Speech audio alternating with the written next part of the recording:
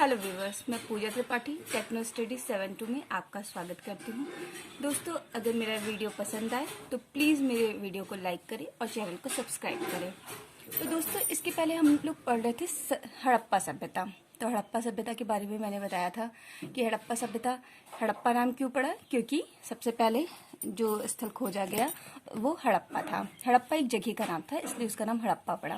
तो इसीलिए इसको हड़प्पा सभ्यता का नाम दिया जाता है। ऐसे ही मैंने 3 से 4 मत आपको बताए थे, जैसे इसका नाम सिंधु घाटी सभ्यता क्यों पड़ा और सिंधु सरस्वती सभ्यता क्यों पड़ा। ऐसे ही बहुत सारे इसके 4-5 नाम आपको मैंने बताए थे।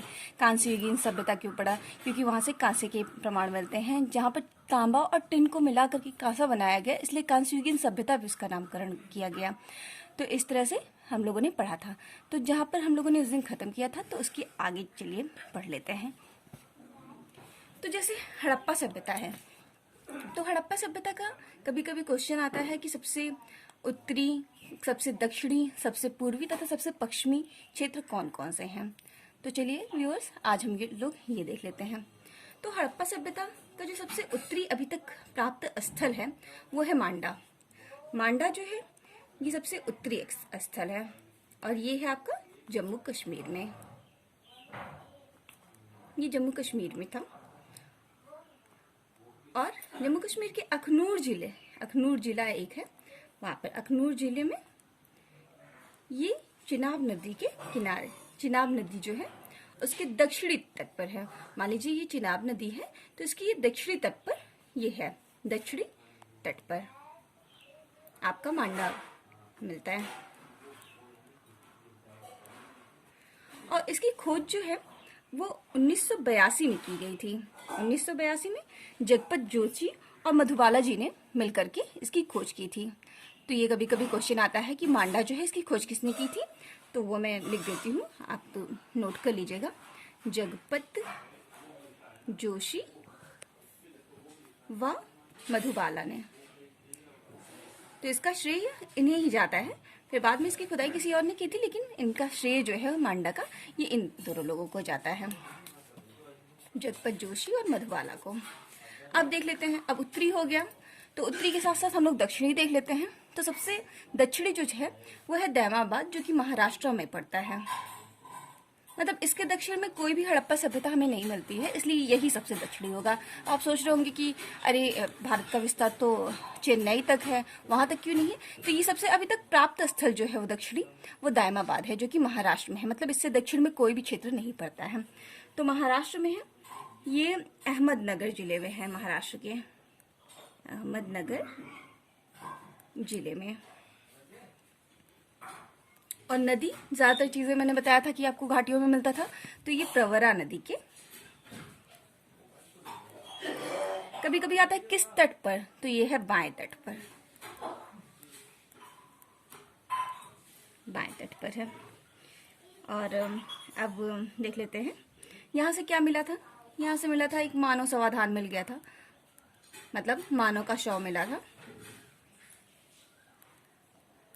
और इसका जो मतलब दफनाने का जो तरीका था, तो आज के टाइम पे दफनाते हैं तो उत्तर से दक्षिण रखते हैं। तो उत्तर में मतलब इसका सिर था और दक्षिण में पैर। तो इसको उत्तर दक्षिण मतलब ये माना जाता है कि कुछ जैसे अभी पारंपरिक चीजें हैं कि दक्षिण की तरफ पैर नहीं करने चाहिए, तो इसका एक जैसे साइंटिफिक रीजन है कि दक्षिण की तरफ पैर करने पर कुछ साइंटिफिक रीजन है कि मैग्नेटिक लाइंस निकलती हैं, वो इसीलिए हम लोगों को दक्षिण की तरफ पैर नहीं करना चाहिए। वही शायद वही रहा होगा हम लोगों के ख्याल से। तो यही है एक साइंटिफिक रीज़न, क्योंकि हमारे यहाँ जो भी चीज़ें बनी हैं वो साइंस से रिलेटेड होकर के बनी हैं।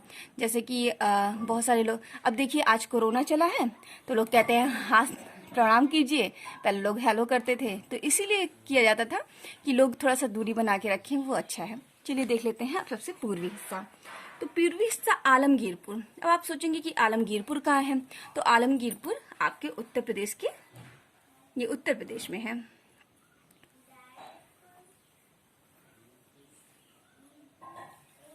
मेरठ जिले में। अब इसकी नदी, तो इसकी नदी है हिंडन। अब ये सारी चीजें याद रखने लायक है कि ये मेरठ जिले में, आलमगीरपुर उत्तर प्रदेश के मेरठ जिले की हिंडन नदी, अब ये हिंडन नदी क्या है, तो ये यमुना की है सहायक नदी। ये भी आपका देखिए ज्योग्राफी का भी क्वेश्चन कवर कर रहा है। कभी कभी आ जाता है कि हिंडन नदी किसकी सहायक है, तो ये हो गई यमुना की सहायक, तो आपका ये क्वेश्चन भी एक नया बन गया। तो हिंडन नदी जो है वो यमुना की सहायक है, तो ये सबसे पूर्वी हो गया। अब इसका उत्खनन कार्य किया है यज्ञदत्त शर्मा ने। इन लोगों के नाम पूछता है, कभी कभी दे देता है कि आलमगीरपुर का उत्खनन किसने किया है, तो ये यज्ञदत्त शर्मा ने। यज्ञदत्त शर्मा, ये याद करने की चीजें हैं। व्यूवर्स, मैं आप लोगों को 1 से 2 महीने के बाद जैसे ये हिस्ट्री एंशिएंट खत्म होगा तो मैं आपको नोट्स प्रोवाइड करा दूंगी। अभी नोट्स प्रोवाइड इसलिए नहीं करा दूंगी कि आप लोग थोड़ा पढ़ते रहिए, पढ़े रहेंगे तो आपके पास नोट्स रहेगी, तो आप अच्छे से पढ़ेंगे तो आपको याद आ जाएगा। सिर्फ नोट्स का कोई मतलब नहीं रहता, नोट्स तो बुक्स में सारी चीजें आपको मिल जाती हैं, लेकिन अगर आप यहाँ से पढ़े रहेंगे तो आप जैसे ही नोट्स देखेंगे आपको तुरंत याद आ जाएगा कि हाँ हाँ मैंने ये पढ़ा था। इसलिए मैं जैसे ही एंशिएंट हिस्ट्री आपकी खत्म होगी मैं आप लोगों को टेलीग्राम चैनल पे आपको हिस्ट्री के नोट्स प्रोवाइड करा दूंगी। अभी तब तक आप लोग ऐसे ही पढ़ते रहिए। तो देख लेते हैं कि इसका सबसे पश्चिमी हिस्सा कौन सा है। तो पश्चिमी हिस्सा है आपका सुतकांगे डोर। ये है दाश्क नदी के किनारे, दाश्क नदी के किनारे है ये। इसकी खोज जो है वो 1927 में की गई थी, ठीक है। और इसकी खोज की थी सर मार्क अरेल स्टाइन ने। ये काफी, और ये है आपका सुतकांगे डोर बलूचिस्तान। अब बलूचिस्तान कहाँ है ये तो आपको पता ही होगा, ये है पाकिस्तान में।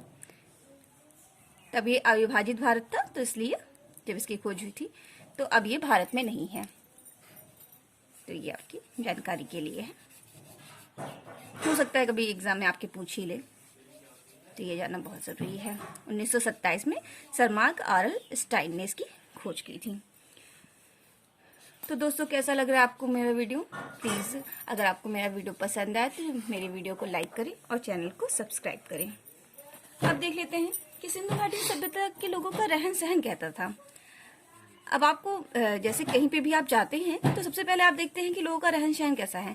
जैसे आप किसी के भी घर जाते हैं तो देखते हैं कि वहाँ पे समाज कैसा है।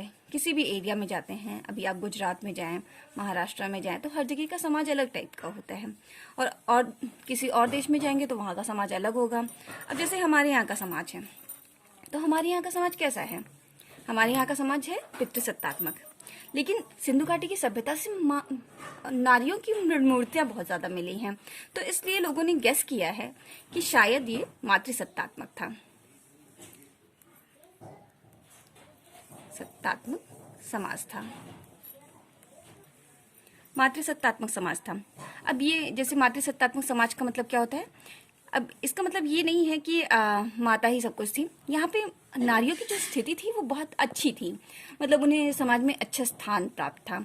अब आज का समाज पितृसत्तात्मक है, मतलब कि सारे डिसीजन जो होते हैं वो पिता लेते हैं, लेकिन वहाँ पे मातृसत्तात्मक है क्योंकि वहाँ से बहुत ज़्यादा नर्तकी वगैरह की भी मूर्तियाँ मिली हैं, मतलब महिलाओं की बहुत ज़्यादा मूर्तियाँ मिली हैं, इसलिए समाज को मातृसत्तात्मक समाज माना जाता है।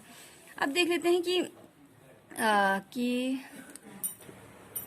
इसके साथ महिलाओं के बारे में और एक चीज देख लेते हैं कि वहाँ पे सती प्रथा के भी शायद प्रमाण मिलते हैं।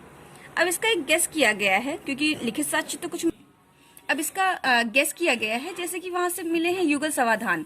आपने ये शब्द बहुत सुना होगा कि युगल शवाधान, लेकिन इसका आपको अर्थ शायद आपको ना पता हो, तो मैं इसे बता देती हूँ। युगल शवाधान, युगल का मतलब क्या होता है? एक कपल, जिसे हम इंग्लिश में कपल बोलते हैं।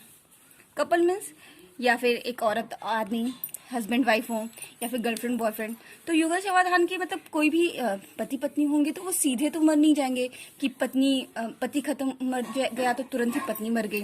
तो इसलिए 2 जगह पे आपको युगल शवाधान का मतलब है कि अगर पति मरा होगा तो उसके साथ में पत्नी को दफना दिया गया होगा। तो 2 जगह से मिले हैं आपको, एक लोथल से मिला है और कालीबंगन से मिला है।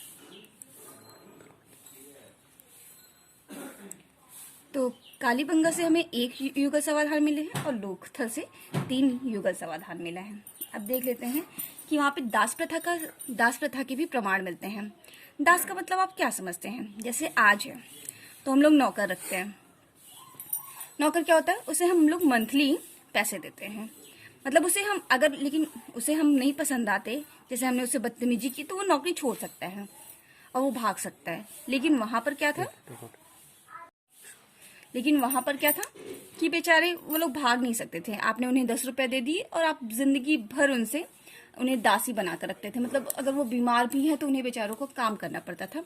तो इसलिए वहां पे दास प्रथा के प्रमाण मिलते हैं। तो ये एक आपका ये पॉइंट हो गया। तो यहाँ से आपको समाज से 3 प्रकार के पॉइंट मिलते हैं समाज में स्थिति के बारे में। अब देख लेते हैं कि वहां का नगर विन्यास कैसा था। तो जो सिंधु घाटी सभ्यता थी, मैंने आपको बताया था कि बहुत ज्यादा ही डेवलप थी। वहां से आपको पक्की ईंटों के प्रमाण मिलते हैं। अब पक्की ईंटें थी, वहां पर मिला आपको विशाल स्नानागार।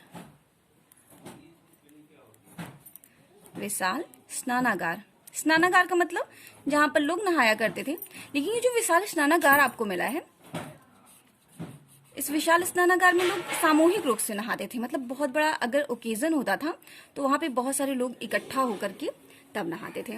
और उनके घर से, हर एक घर से ज्यादातर आपको मिले हैं कुएं जरूर मिले हैं सभी के घर से। मतलब इतना था कि हर इंसान के घर में एक कुआं होता था, पर्सनल, मतलब कोई सार्वजनिक चीज नहीं थी, हर इंसान के घर में कुआं होता था। और जो सड़कें थी एक दूसरे को समकोण पर काटती थी। सड़कें एक दूसरे को समकोण पर,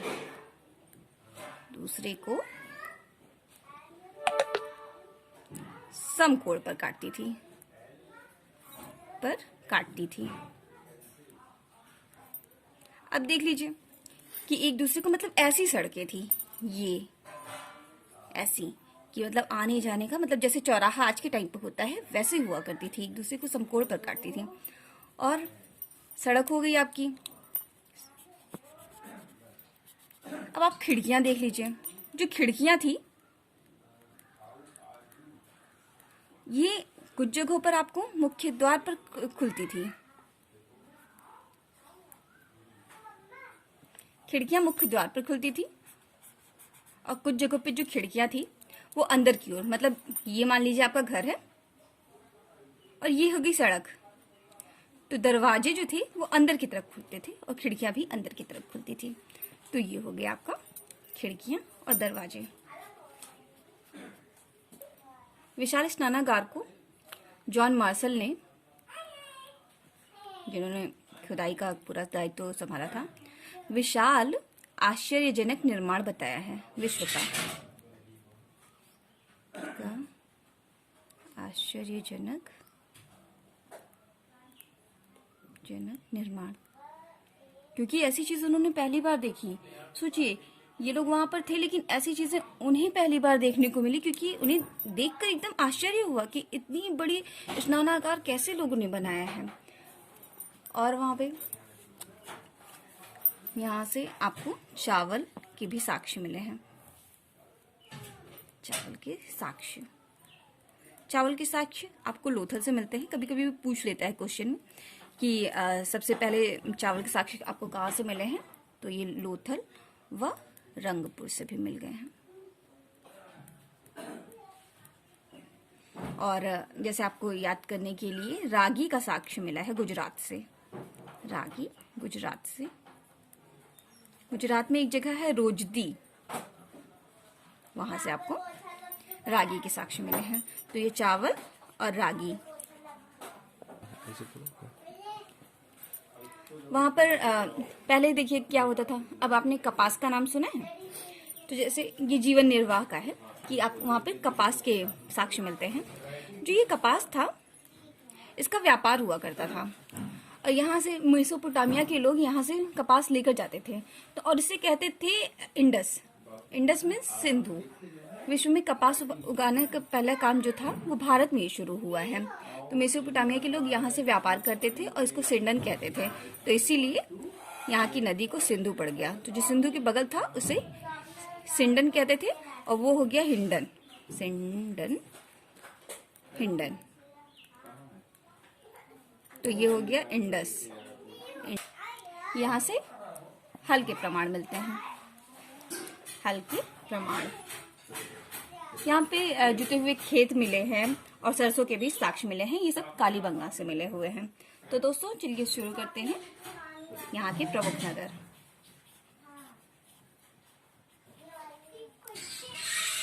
तो दोस्तों कल हम लोग शुरू करेंगे सिंधु घाटी सभ्यता की प्रमुख नगर।